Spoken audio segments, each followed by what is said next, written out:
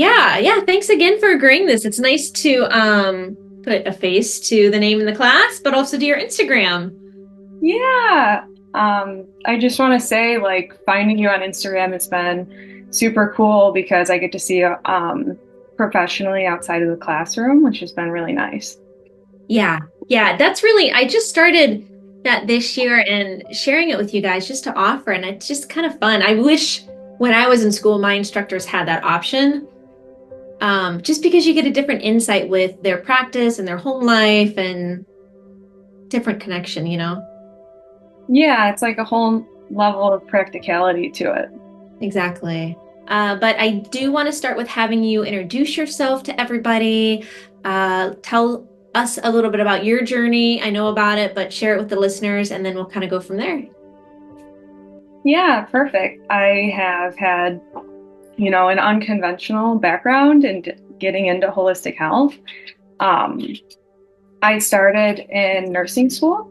So that was my whole plan was to become a nurse. And somewhere along that path, things completely changed for me, which was completely unforeseen, but I'm super grateful for all of it.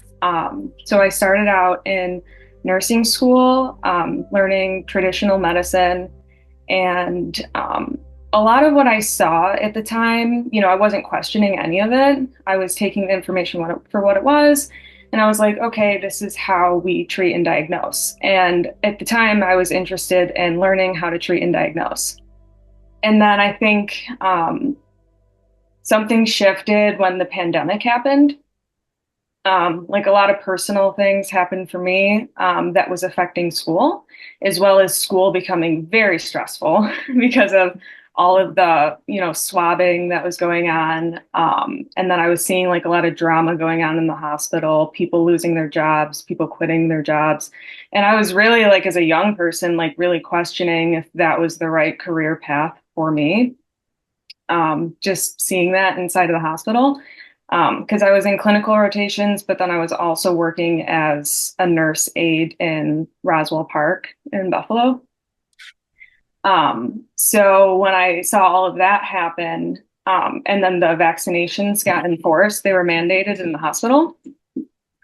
And I got vaccinated, so I had one vaccine. And then on top of that, and the added stress, I started passing out. So I was just like instantly like, I'm extremely tired. It wasn't like I'm just, laying down, but it was like a neurological response that was like probably like 10 to 15 seconds where I would get extremely tired and then I'd have to lay down like immediately.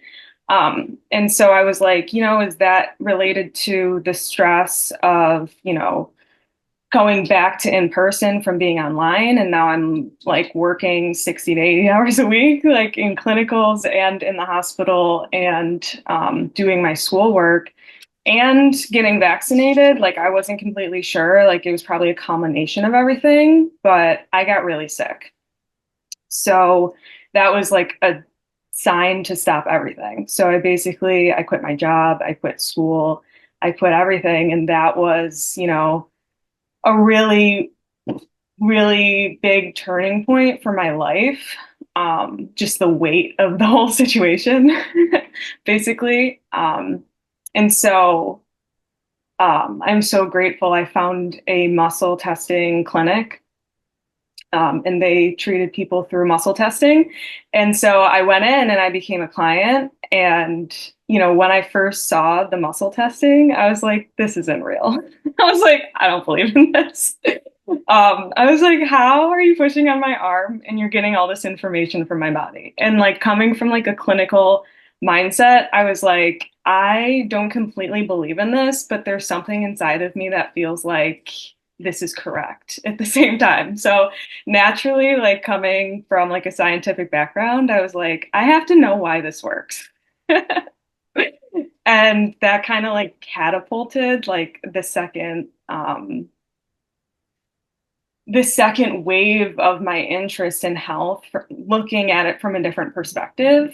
Um, and so I started to see myself regain vitality going through like supporting my glands and organs through nutrition and changing over my diet and all these things. It was like lighting me up in so many ways. And I was like, this is what I want to do.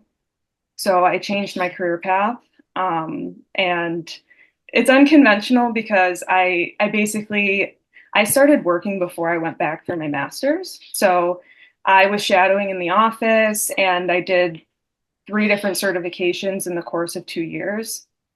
And I was really learning hands-on, and I was learning from nurse practitioners and advanced practitioners, like clinically in the office, which I'm really, really grateful for because I think the like research end of things and getting that hands-on experience has been so wonderful for me to see like both sides of it, and then use them synergistically. And yeah, then I decided, I want to know more about nutrition, and I went back to school. And that's how I found you, was through Northeast College. And how I found the program, um, I was looking for a state school. I wanted to be state-based. I knew I didn't want to go into dietetics. I wanted it to be coming from a holistic perspective, but then I was like craving the research. Like I was craving the science behind everything. And I wanted to know why. Like I just wanted to know more. And I found the director of the program, Dr. Nicholas. And yeah, he's great. And I did a phone interview with him, and he told me about himself. He told me about his story. And I was like, this guy is so awesome. Like he gets it. And his story is really inspiring, like as a power lifter and how he's a chiropractor at the same time and all of that. And, I was really interested in the classes. I looked through the whole like class registrar and all of the instructors, and I saw everyone's backgrounds, and I was like, okay, this feels like the path for me. And ever since I've been enrolled in the program, I'm 2 trimesters away from graduating. So I'm towards the end of the program at this point. But it's been really wonderful to incorporate in my practice all of the great information. And yeah, so that's kind of how I got here today. That's awesome. Yeah, I love back when I went to school, it was Northeast Call or North NYCC before they changed Mhm. to Northeast. And when I was looking, kind of the same boat. I was in med school, not the right fit. Um, and I was looking, I'm like, okay, do I want to go to this one or that one? And then when I interviewed, I heard it equivalented to the Harvard of chiropractic schools because of the Mhm. research base. And I'm like, oh, yeah, that's the perfect fit because it's open-minded, it's holistic, but they're research driven, and you can blend in with medical community and kind of get the best of both worlds. So, yeah, I do appreciate that. And then, of course, Northeast just has a great faculty, great staff. And now that the program's online, it just makes it so much easier to work and balance that home life school. Yeah, it's been one of the best decisions for me. I love it. Yeah. So, how far along did you get in the nursing program before you decided to make that switch? That I was in my senior year. So I was all the way at the end. And it was the type of situation where it was like gut-wrenching to make it, but I had to because of my health. And I was like, I can't like basically kill myself to get this degree. Like it's not gonna happen. And So how yeah. scary to be going through COVID, number one, caring for those that are very sick and if not passing, being sick yourself, and just having that epiphany of, oh my gosh, what am I going to do with my life now? Yeah. So that is so much to process. Did the practitioner that you went to with the muscle testing, was it more AK or was it the NRT? It was NRT based. Yep. So yeah, so I initially learned nutrition response testing. I went through a series of that. It was like hybrid, so it was part online, part in person. So I actually did go to Clearwater, Florida to finish it. And then I did another muscle testing course. It was manual muscle testing. It was more like quantum based. And then I did another quantum course that was fully like learning how to muscle test people remotely. Nice. Yeah, so it Nice. was cool. So I don't do muscle testing. I don't do NRT, AK. I'm more of a labs girl. There's a lot of value in that. So for our listeners, can you explain what NRT is? And of course, we're all energy beings. So just kind of Mhm. explain to them if they are looking for something like that, what they can look to experience when they come to see you or a similar practitioner. Yeah, absolutely. So, muscle testing has its value for what it is, and laboratory markers have its value for what it is. I love when things come up in the muscle testing and it's what comes up in the lab work. It feels really validating for me that I'm accurate. Um, but so muscle testing is a form of applied kinesiology. There's definitely a lot of methods out there. Um, and basically, it's a way to communicate with the autonomic nervous system. So your autonomic nervous system is your nervous system that regulates everything that happens automatically in your body. So it's also connected to your subconscious mind. And so through the response in the muscle, you can communicate directly with the autonomic nervous system. And there's a few ways to describe what the responses mean. I'll describe the scientific based one, and then I'll describe like more of in layman's terms. So for the science-based one, it basically has to do with like a neural energy circuit. So we know that our nervous system is electrical almost in a way.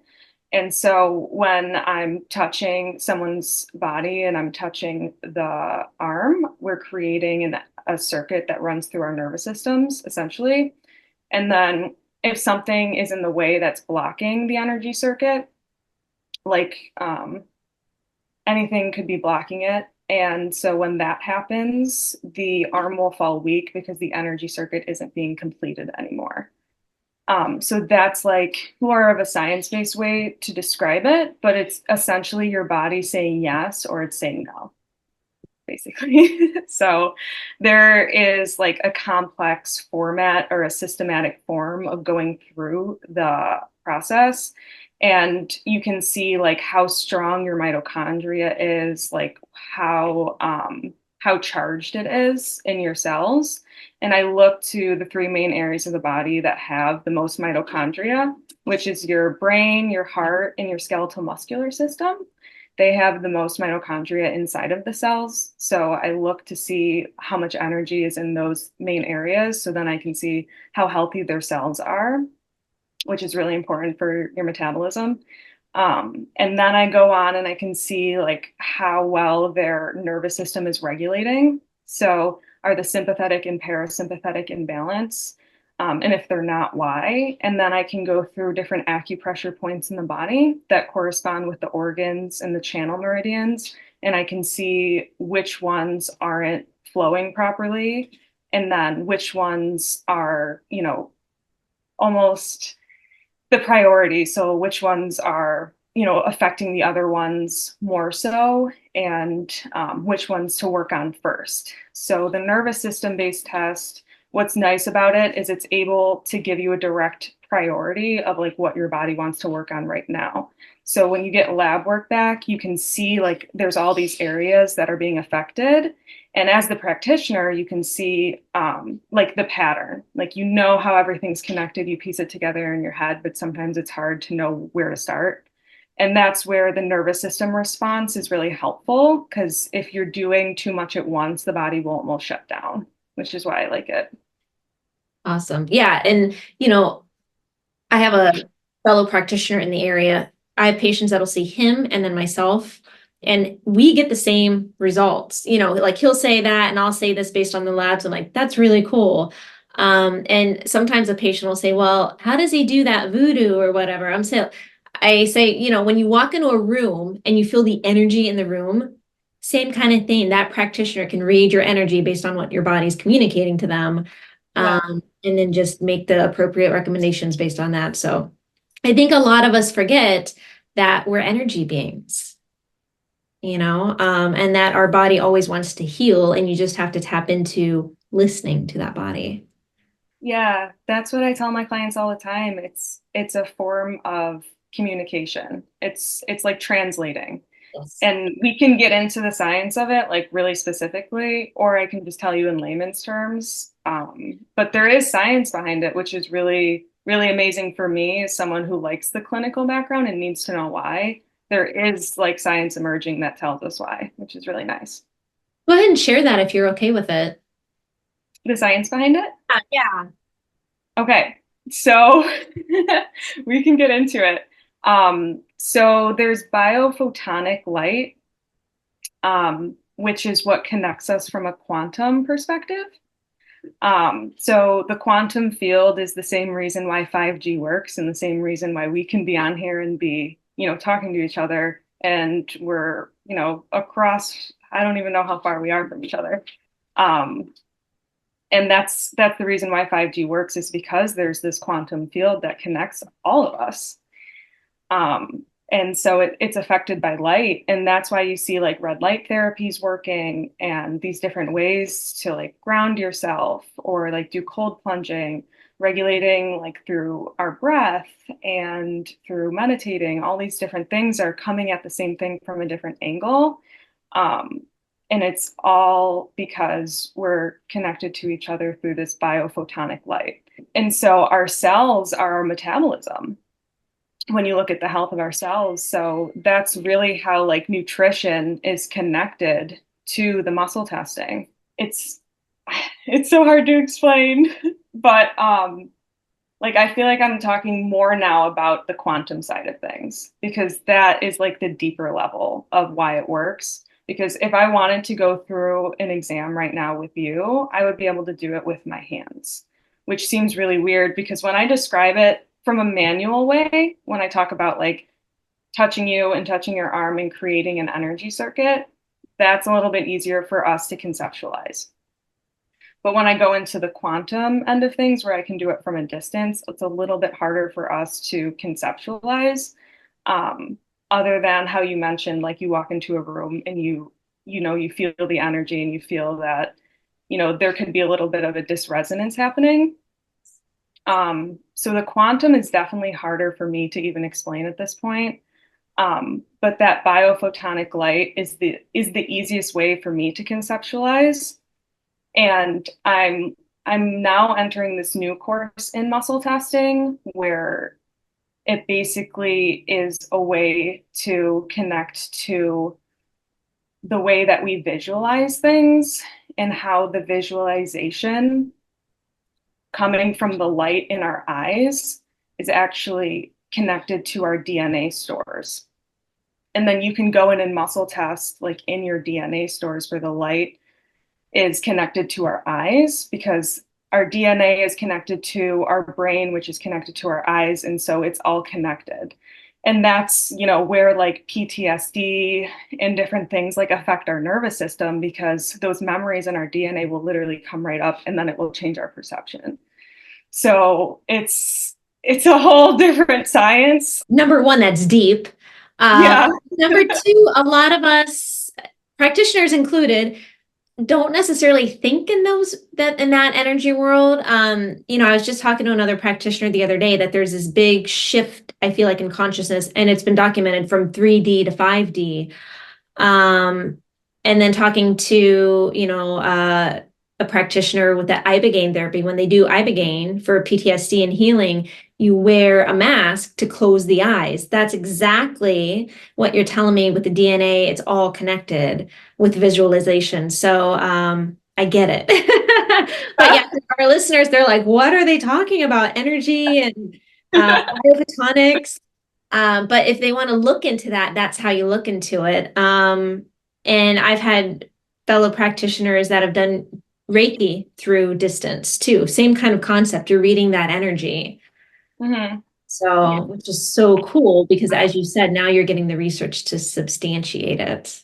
Right. Yes, absolutely. Yeah. So I'm curious, with that new class that you're going to be doing, um, with assessing that level of the DNA, are you able to go back through generational trauma and address that? That's a really good question. Yes. So like it pinpoints exactly where in your perceptual fields the almost disturbance is.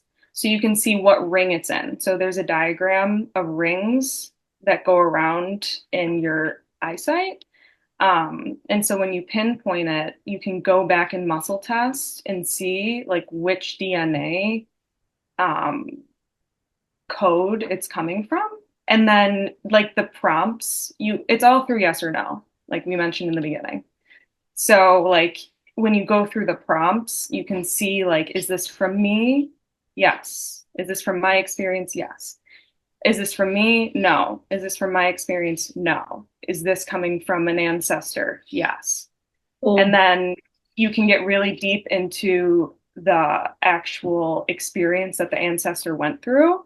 And then you can feel it through your body because it's encoded in your DNA. That's cool. That truly is treating the root cause. I love that. Yeah. So I'm hoping to incorporate that in my practice. I definitely want to make sure that I use it in the safest way possible.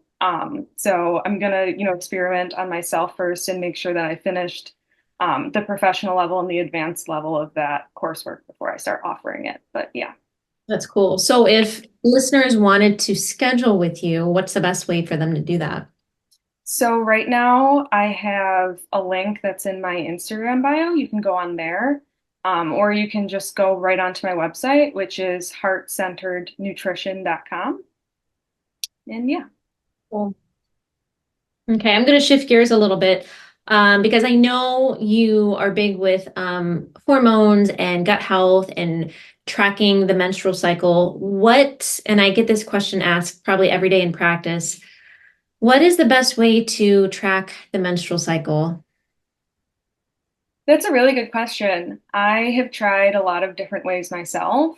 Um, and how I, present it to my clients is I will advise them to write it down on paper first. So I'd say get a paper calendar. I have one hanging right in front of me that I use right now.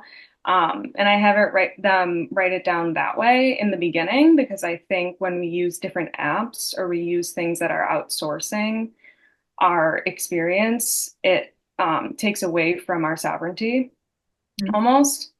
So I like to really teach them in a way that they feel like they don't have to depend on anything else to understand their menstrual cycle. So I'll have them record it on a paper calendar first. And then sometimes I'll recommend like color coding the 4 different phases so that they distinctly know which phase they're in and how they're going to feel and just to observe what's going on internally. Perfect. Yeah, just getting back to recognizing what you're feeling and being in tune with your body. Yeah. Yeah. Yes. Yeah.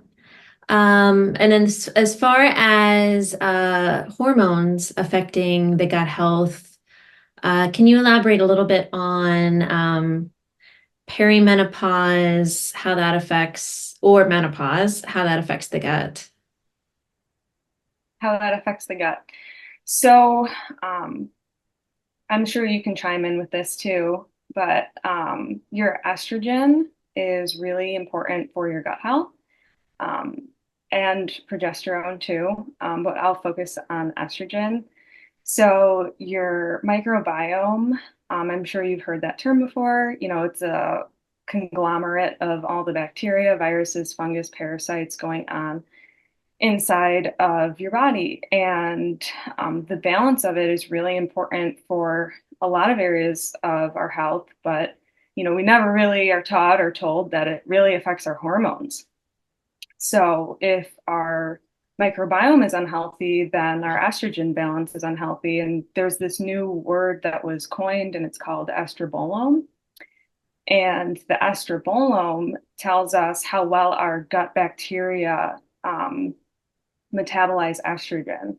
So if you have unhealthy bacteria in your gut, it's not going to be able to metabolize, which is break down, assimilate, and excrete estrogen properly from your body.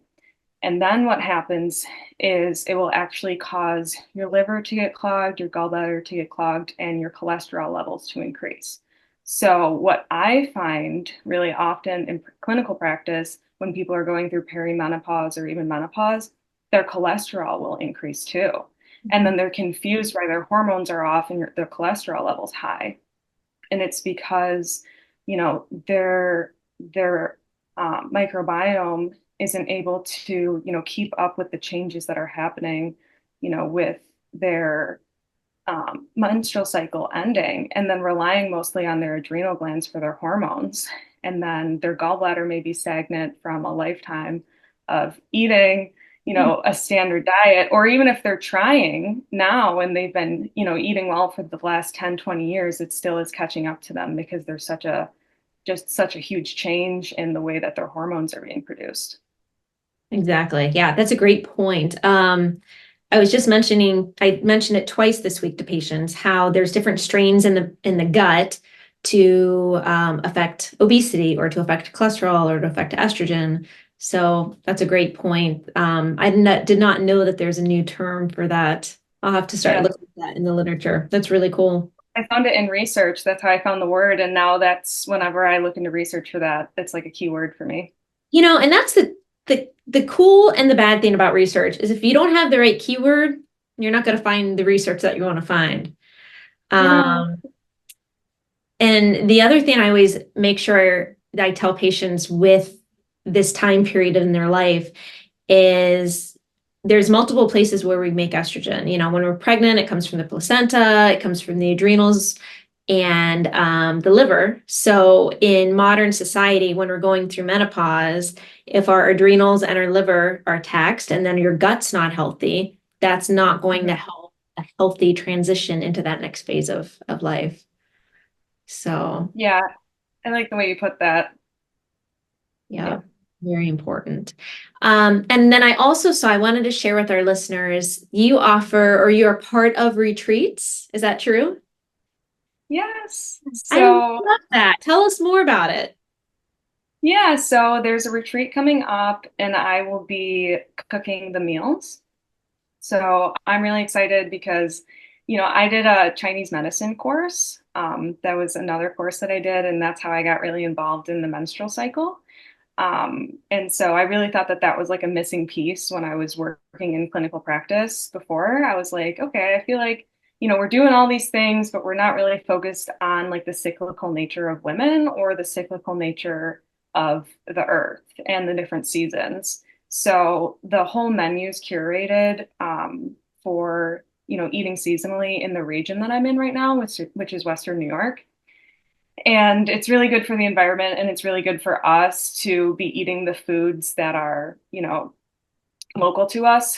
And it's really good for our genetics because in a Paleolithic era, if we are in Western New York and we're in the winter, we're only going to be eating, raw milk or like things that are accessible to us.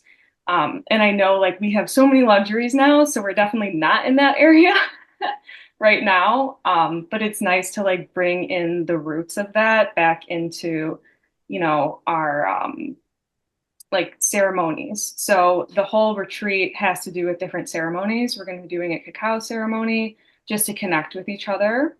And then the meals, my friend Josh is going to be doing like a little guided meditation while we start eating just to get us in a parasympathetic state so we can rest and digest. And then I'll go into describing the menu and why I chose the meals. And then we'll be able to connect that way through food. So the retreat is based on yoga, meditation, astrology, and then connecting through our food. We're doing one this fall, and then we hope to do another one in the spring, and that will be in Ellicottville, New York. I love that. That's so cool.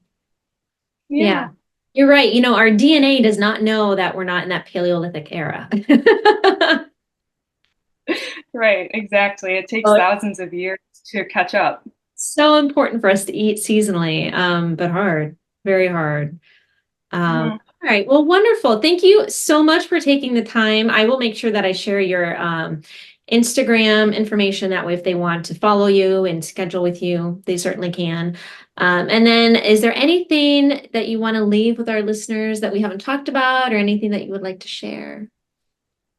Well, I feel like I've shared a lot, and since you're my professor, I actually wanted to share or ask you, a little bit about your background and how you got into becoming a professor now. That's a great question. So I started out, I don't want to say I'm from a very medical family, but I am. Neither of my parents were medical. My grandma was a nurse, and then I have two brothers that are orthopedic surgeons. So at that point, it was expected of me to go to medical school.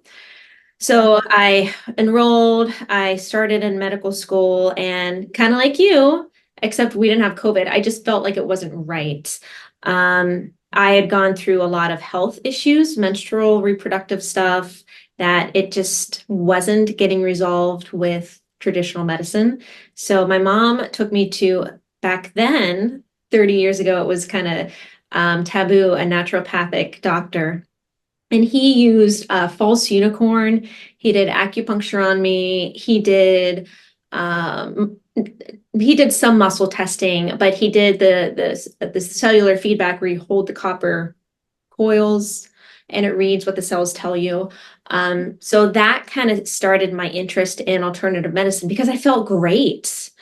And then I looked around, I got my master's in public health because I was thinking about going into the public health world. I really was interested in toxicology and that route, but I applied on a whim. Everybody was telling me to check out chiropractic, and I'd grown up going to a chiropractor for cheerleading and just to feel better. So I applied on a whim. It was February and classes started in May. And I'm like, okay, if this is what I'm supposed to be doing, I'll know. So I went up for an interview with my dad. And at that time, I interviewed with Dr. Maggie Finn, who I think is retired from there. She was fantastic. She used to be a nurse, and then got her doctorate in chiropractic. And I left that interview thinking, okay, this is my purpose in life. This is what I'm supposed to be doing. So it was a great fit. And then when I was there, they started the master's in nutrition because I grew up, same kind of thing. I'm from Eastern Ohio, but Southeastern a little bit. So we're at the tip of Appalachia. So we kind of had that experience growing up. When that was offered, I'm like, I want to learn more about how nutrition affects my body. So at that Mhm. point, it was in person. So I did that and just started practice. As far as teaching goes, I love learning, and if I could go to school forever, I would. So I was out in practice a couple of years, and then I got approached to teach, and I'm like, absolutely, absolutely. And then I've been with the school for, it's coming up on 20 years. Wow, that's such an amazing story. Yeah, and I love, again, I love teaching because I get to learn from everybody. Mhm. I get to keep up on the research, and it's just a nice balance with seeing patients from an, and you can relate to this from an energy perspective. You can kind of get drained and worn down because you can carry everything that you get from everybody else.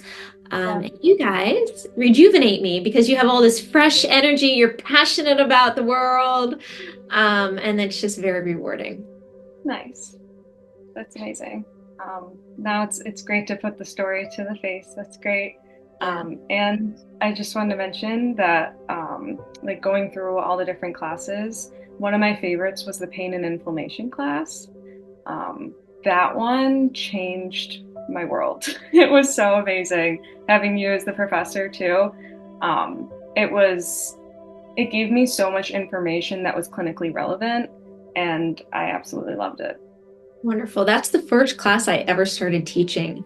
And I love that because, like you said, you can go to a, a health food store and get turmeric for inflammation, right? Or I can recommend it. But if I don't understand that biochemical reason why it affects the cells and the pathways, it's not going to make me a better clinician. So to understand those pathways and to understand what herb you get to pick from for inflammation, it just makes you get better results, makes you a better practitioner, and just gives you a strong foundation. So really, I feel like that course could be two classes because we cram so much in there.